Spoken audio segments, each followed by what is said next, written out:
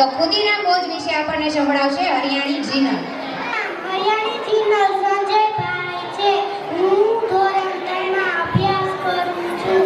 આજે હું તમને ખુદીના બોજ વિશે થોડું કહીશ. આપ સૌ શાંતિપૂર્વક સાંભળો એવી મારી નમ્ર વિનંતી છે. ખુદીના બોજનો જન્મ બંગાળના મદીનાપુરના જિલ્લાના મહોરી ગામમાં 3 ડિસેમ્બર 1889 રોજ થયો હતો. નાનપણમાં તેમણે માતા પિતાની છત્રછાયા ગુમાવી. ખુદીરામ બોઝ અસ્વસ્થતા આંદોલનમાં ભાગ લઈ વિદેશી કાપડની હોડી કરી હતી. ખુદીરામ ગંગાના પાણીમાં ડૂબકી મારતા મીઠું લઈને પસાર થતી હોડી ઉઠાવી દેતા. આ રીતે લેખનો અન્યાયી કાયદાનો ભંગ કરતા ખુદીરામ બોઝને ફાંસી આપવામાં આવી હતી. જય હિન્દ, જય ભારત વંદે. હવે આપણે સુભાષચંદ્ર બોઝ વિશે થોડું સાંભળીએ, જે આપણને કહેશે વીર અંકિત. નામ વીર અંકિત અમીરભાઈ છે. હું ધોરણ 2 માં અભ્યાસ કરું છું. આજે હું સુભાષચંદ્ર બોઝ વિશે કહીશ. આજે તમે શાંતિપૂર્વક સાંભળો આવી મારી નમ્ર વિનંતી છે. સુભાષચંદ્ર બોઝ ભારતના એક મહાન સંત્રાતા સેનાની હતા. એમનો જન્મ 23 જાન્યુઆરી 1897માં કટકામાં થયો હતો. તેમને પિતાનું નામ જાનકીનાથ અને માતાનું નામ પ્રભાતી દેવી હતું. તેમને નેતાજી નામથી ઓળખવામાં આવે છે. તેમણે આઝાદા હિન્દ ફોર્સની રચના કરી હતી. એમને એક ખૂબ પ્રસિદ્ધ નામ આપ્યું, તું મુજે ખંડા મેં તુझे આઝાદી દૂંગા.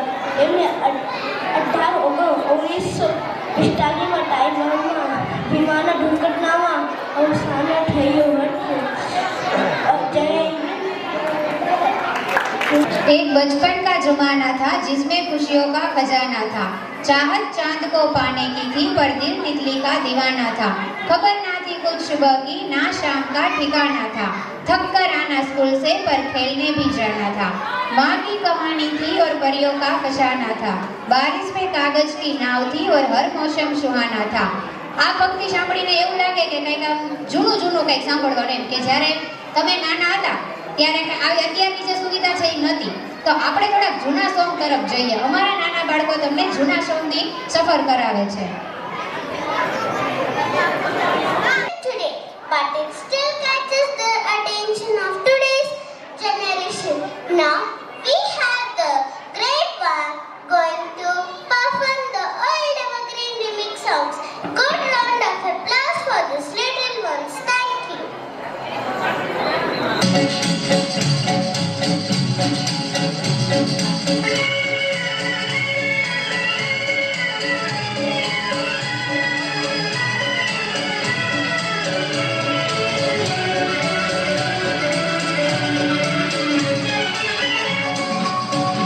मेरा जूता है जापानी, ये पगलू इंग्लिस्तानी, सर पे लाल टोपी रूसी, फिर भी दिल है हिंदुस्तानी. मेरा जूता है जापानी, ये पगलू इंग्लिस्तानी, सर पे लाल टोपी रूसी, फिर भी दिल है हिंदुस्तानी.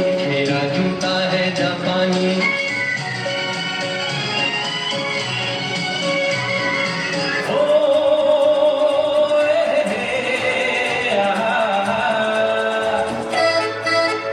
मेरे सपनों की रानी कब आएगी तू, मस्तानी कब आएगी तू, बीती जाए जिंदगानी कब आएगी तू, चलिया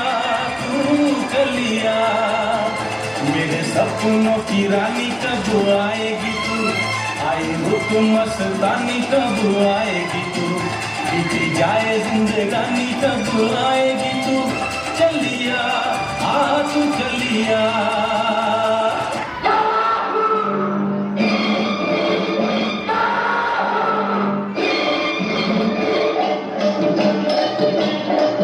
चाहे कोई मुझे जंगली कहे, कहने को जी कहता रहे, हम प्यार के तूफानों में घिरे हैं हम क्या. चाहे कोई मुझे जंगली कहे, कहने को जी कहता रहे,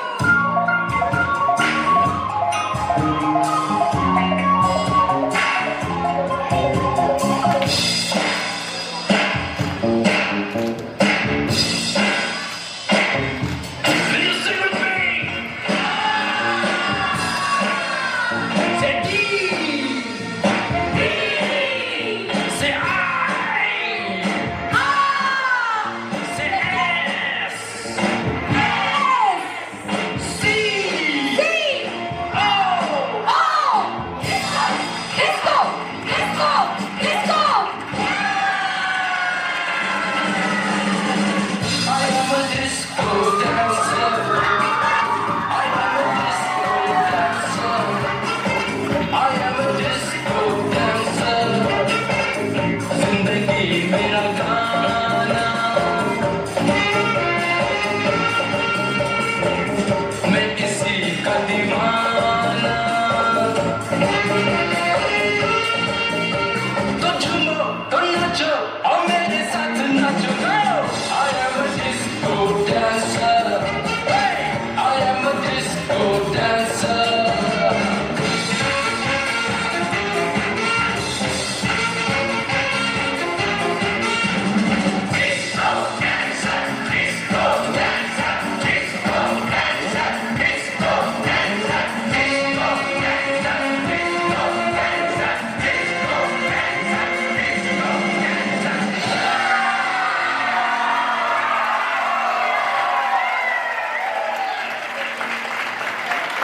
ना धन से ना खूबसूरती की लाली से, हम अगर खुश है तो बस आपकी जोरदार ताली से।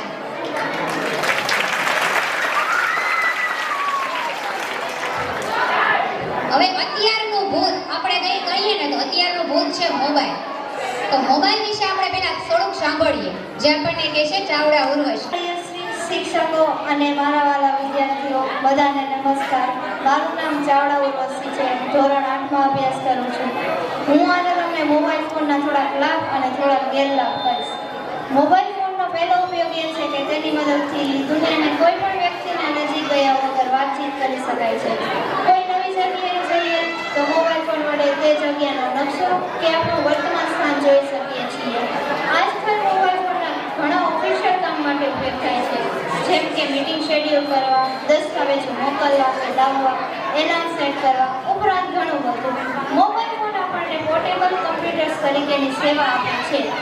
એ વપરાશકર્તાઓને માહિતીની એક્સેસ કરવા, કાર્યોનું સંચાલન કરવા અને પ્રવાસીને વાતચીત કરવાની મંજૂરી આપે છે. સગવડના આ સ્તરે વ્યક્તિગત અને વ્યવસાયિકના આ બંને ક્ષેત્રોમાં ઉત્પાદકોને નવો વેગ મળ્યો છે. મોબાઈલમાં ઇન્ટરનેટ માહિતી ભંડારની એક્સેસ પ્રદાન કરે છે, જેનાથી ઘણા બધા વિષયો પર શિક્ષણ, સંચાલન અને જાગૃતિ વધે છે. દરેક સિક્કાની બે બાજુ હોય છે. તે સાચું છે કે મોબાઈલ ફોનના ગેરફાયદા પણ છે, તે જાણવા પર મજા છે. મોબાઈલ ફોન કેટલાક છોકરાઓ રાત દિવસ મોબાઈલ ફોનમાં રોકાયેલા હોય છે. તે મોબાઈલ ફોનના એટલા વ્યસની છે કે તેને વાસ્તવિક જીવન સાથે લેવા દેવા આવતા નથી. તેથી તેના અભ્યાસ પર અસર પડે છે અને કારકિર્દી પર ધ્યાન આપી શકતા નથી. મોબાઈલ ફોનનો વધુ ઉપયોગથી શરીર પર અસર થાય છે. શરીરમાં રેડિયેશન થાય છે અને શરીરને નુકસાન થાય છે. મોબાઈલ ફોનમાં કોલ અને ઇન્ટરનેટનો ઉપયોગ કરવા માટે પૈસા ખર્ચવા પડે છે અને ખર્ચ પણ વધે છે. મોબાઈલ ફોનનો વધુ ઉપયોગ કરવાથી ઊંઘ ન આવવાની સમસ્યા ઊભી થાય છે. મા-બાપ બાળકોને બાળપણમાં મોબાઈલ આપીને બાળકનું બાળપણ છીનવી લે છે. માચિસના ખોખામાં દોરી બાંધીને ફોન રમતા હતા ત્યારે ક્યાં ખબર હતી કે એક દિવસ આ જ ફોનમાં જિંદગી સમેટાઈ જશે. અસ્તુ. જય હિન્દ, જય ભારત.